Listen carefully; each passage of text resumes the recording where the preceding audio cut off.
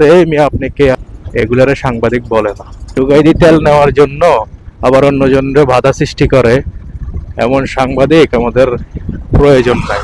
Online platform দিয়ে আবেদন কইরা সাংবাদিকের কার্ড একটা আইন না হাবি জাবি নাম দিয়া। আসসালামু আলাইকুম, কি অবস্থা সবার? রাস্তাটা দেখলে একদম গ্রামীণ পরিবেশ মনে হয়। আমাদের এলাকার মধ্যে এই রাস্তাটাই কাঁচা রাস্তা। গ্রামীণ পরিবেশের রাস্তাটা দেখতে দেখতে একটা কথা আপনাদের সবার সাথে শেয়ার করি। আমাদের বটগাছতলার মধ্যে একটা পেট্রোল পাম্প আছে। 2 দিন আগে ওইখানে তেল দিছিল, তো আমি গেছিলাম তেলের জন্য।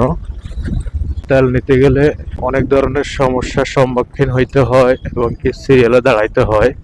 বর্তমানে তো আপনারা সবাই জানেন, ব্যাংকের ছাতার মতো সাংবাদিক নিজের স্বার্থের জন্য, নিজের সুবিধার জন্য অনেকজনে অনলাইন কিছু পেজ রেজিস্ট্রেশন করে নেয়, ওগুলো থেকে বিজ্ঞপ্তি নেয় 2-3 হাজার টাকা করে প্রত্যেকটা সাংবাদিক যারা নতুন করে আবেদন করে তাদের কাছ থেকে 2-3 হাজার টাকা করে নেয়।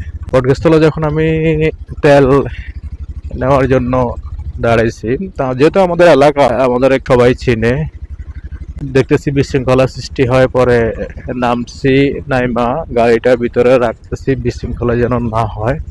এখন একজন সাংবাদিক মহোদয় গলার মধ্যে একটা বেস লাগাইছে, লাগাই আমার এসে বলতেছে, এই মিয়া আপনি কে? আপনি এখানে ঢুকান কেন সিরিয়ালের বাহিরে? তখন আমি ওনারা উত্তর দিলাম যে আমি এখানে রাখতেছি স্বেচ্ছাসেবী হিসেবে কাজ করার জন্য, যেহেতু আমার এলাকা।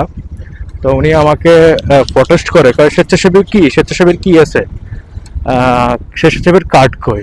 পরে আমি জিজ্ঞেস করলাম, আপনার এত সমস্যা কি? আপনি এভাবে করতেছেন কেন, বা কেন, কি কারণে, আপনার সমস্যা কোন জায়গার মধ্যে? আমি জানি উনি হয়তোবা ব্যাংকের ছাতার মতো গজিয়ে যাওয়া একজন সাংবাদিকের মতো।